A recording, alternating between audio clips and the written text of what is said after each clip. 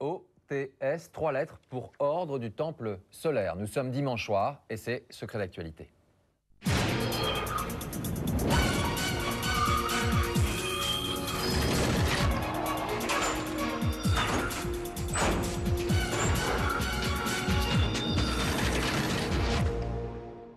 Nouvelle hécatombe dans la secte du Temple solaire. 16 corps ont été découverts carbonisés ce matin dans le Vercors. Ils étaient disposés en forme de soleil. Vous n'êtes plus rien en définitive. Vous n'êtes qu'un jouet. Et c'est là la manipulation. Et c'est pour ça qu'on a pu amener ces gens à mourir. Le mystère de l'ordre du Temple solaire. On s'interroge sur l'existence d'un troisième homme qui serait devenu le gourou de la secte. Quand on a dit le troisième homme, qu'est-ce que ça veut dire? Faut pas se le cacher. Ça veut dire en clair, Tabachnik a fomenté le drame du Vercors. C'est ça ce que ça veut dire. Monsieur Tabachnik n'a en effet rien à voir avec les circonstances de la mort des nôtres. Ils ne se sont pas suicidés, on les a tués. On se pose des questions. Est-ce que c'est une volonté de saboter l'enquête? On n'en sait rien, mais le résultat est là. Aujourd'hui, il reste pas mal de zones d'ombre dans cette affaire. L'OTS, c'est 74 personnes assassinées. Je vous mets au défi de trouver en France une affaire criminelle qui soit aussi importante dans sa gravité. Bonsoir et merci d'être au rendez-vous de Secret d'actualité. Des gourous qui manipulent leurs adeptes jusqu'à les inciter à mourir. Tous partis pour rejoindre, lors d'un funeste transit, une étoile nommée Sirius. C'est d'abord cela, le procès de l'Ordre du Temple solaire, un macabre bilan, plusieurs dizaines de morts, tous victimes d'une secte au Canada, en Suisse et en France, mais aussi des questions encore et toujours, plus de 10 ans après les faits. Demain s'ouvre donc à Grenoble le procès en appel de Michel Tabachnik. La Cour va devoir décider si oui ou non le chef d'orchestre, considéré comme un haut dignitaire de l'OTS à l'époque, a eu une quelconque influence sur la mort de ces hommes, femmes et enfants retrouvés en décembre 1995 dans le massif du Vercors. Pour bien comprendre les enjeux de cette affaire, nous allons nous plonger au cœur de cette société secrète et de ses dirigeants. Nous tenterons de comprendre qui se cache derrière ces morts en série. La justice, en tout cas, n'a apparemment toujours pas apporté toutes les réponses souhaitées par une partie des familles de victimes. C'est en tout cas ce que vous ne cessez d'affirmer depuis 10 ans maintenant. Alain Vuarnet, bonsoir. Bonsoir. Merci d'avoir accepté notre invitation. Depuis 10 ans maintenant, vous cherchez la vérité, votre vérité. En tout cas, vous cherchez à comprendre ce qu'il s'est passé ce 16 décembre 1995 dans le Vercors. Il faut le rappeler, ce jour-là, vous avez perdu votre mère. Et mon petit frère Patrick. Et votre frère, qui était membre de l'ETS depuis combien de temps? Bon, maintenant, ça fait 10 ans, comme vous dites, il faut presque bien se concentrer pour se rappeler de tout ce qui s'est passé. Mais a priori, ma mère rentre en premier, donc 89 ou 90, et Patrick quasiment un an après. Pourquoi, selon vous, votre mère, que vous connaissez bien sûr très bien, pourquoi elle a été séduite par cette secte? Je crois que d'abord, ma mère a toujours été une femme qui s'intéressait à la planète, qui s'intéressait, je dirais, à l'hygiène en général de la planète, mais aussi des individus, très concernés par la protection de la Terre et tout ce qui va avec, c'est-à-dire bien se nourrir, faire attention à autrui, le respect en fait un peu des uns et des autres. Somme toute, finalement, des valeurs, moi, que j'ai toujours respectées et qui m'ont toujours aussi un peu guidé dans ma vie d'homme. Alors le problème, c'est que derrière tout cela, il y avait bien autre chose, c'est ce qu'on va voir ce soir. Il y avait des hommes, des gourous, Jody Mombro, Luc Jouret. Quand vous entendez ces noms aujourd'hui, qu'est-ce que ça représente pour vous? Ça représente tout simplement, quelles que soient les circonstances dans lesquelles sont morts ces gens, la mort de ma mère et de mon petit frère. Ils sont liés à la fin tragique des miens. Et ces noms-là, ils représentent des gourous, véritablement, ou des escrocs, ou un peu des deux pour vous?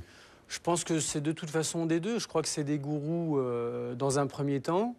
Je crois que ce sont des gens qui ont un certain talent pour manipuler l'âme de personnes à un moment donné dans une situation de faiblesse, quelle qu'elle soit. Et là, sûrement, du gourou, on passe à l'escroc. Jamais, à aucun moment, votre mère ou votre frère n'ont tenté de vous convaincre, de vous dire « viens nous rejoindre ». Je pense pas, parce que autant ma mère que mon petit frère, que les recruteurs, quand je nomme les recruteurs, c'est-à-dire par exemple Luc Jouret ou Di Mambro, qui sont vraiment les Vous les avez gourous. croisés? Moi jamais, j'ai jamais rencontré ces gens-là. La première fois que je les ai vus, ils étaient décédés. Et c'était à la télé. Mais je pense qu'ils savent, comme des grands recruteurs, reconnaître les gens qui sont sensibles à leur discours et sensibles à cette vie de secret, si vous voulez. Et je pense que si ma mère et mon petit frère n'ont jamais tenté de nous convaincre, ni mon frère, parce que j'ai un autre frère, ou même mon père, ou moi-même, c'est parce que, on va le dire un peu avec caricature, nous sommes des gens trop cartésiens. Alors ça fait 10 ans, on l'a dit, maintenant, que vous vous battez pour comprendre un petit peu ce qui s'était passé. Ça fait 10 ans également que vous refusez de croire les conclusions dans cette affaire, les conclusions de l'instruction. Pour vous, ce qui s'est passé dans le Vercors, ce n'est pas un suicide collectif, ça serait un massacre, une exécution. On va en parler. Pour bien comprendre, d'abord, on va regarder notre enquête. Et puis, on essaiera de comprendre aussi pourquoi vous souhaitez que demain, ce procès soit reporté une nouvelle fois. Ça sera, je crois, la 3e fois.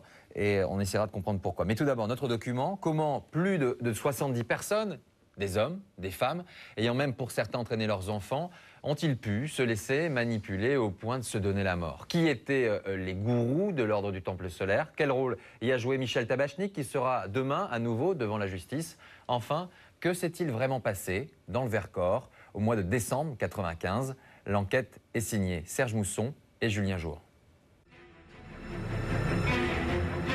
16 membres de la secte du Temple solaire, dont 3 enfants retrouvés morts, en partie brûlés dans le massif du Vercors.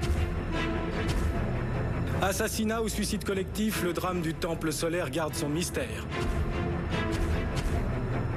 Les massacres en série de l'OTS sont l'expression la plus spectaculaire du crime parfait. L'enquête semble s'en tenir à la thèse du suicide collectif.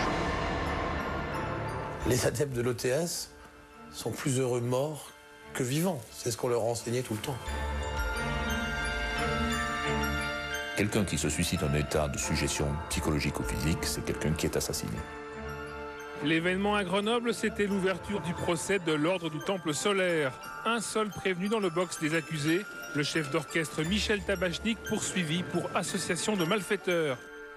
Michel Tabachnik a été le fer de lance de l'enseignement morbide inculqué aux adeptes.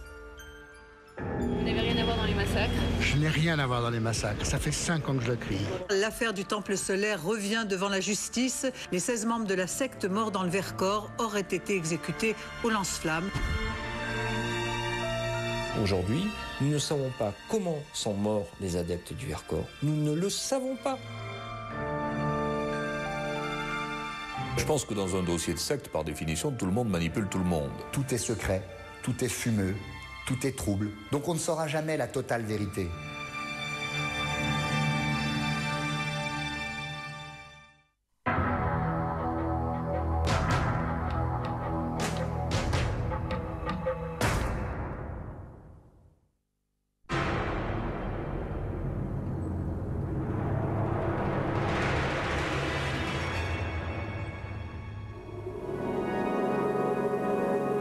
C'est ainsi que commencent toutes les légendes.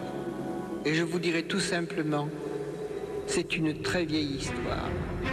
La voix que vous venez d'entendre est celle de Jody Mambro, grand maître de l'ordre du Temple solaire, la secte la plus meurtrière que la France ait jamais connue. Pourtant, lorsque l'on visionne ce film promotionnel de la secte, rien ne peut laisser présager que la mort est au rendez-vous pour les futurs adeptes. Bien au contraire.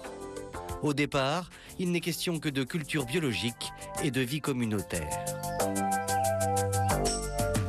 Nous aimons la vie, on la cultive de jour en jour. Pour mieux vous offrir nos bons légumes remplis d'amour. Pour attirer les adeptes, il faut d'abord leur parler d'amour. Vous ne pouvez pas attirer des adeptes en leur parlant de la mort. Donc vous leur parlez d'amour, d'amitié, de fraternité.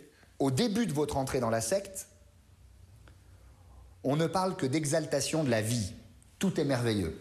Le début est toujours très très banal, mais après l'engrenage est infernal.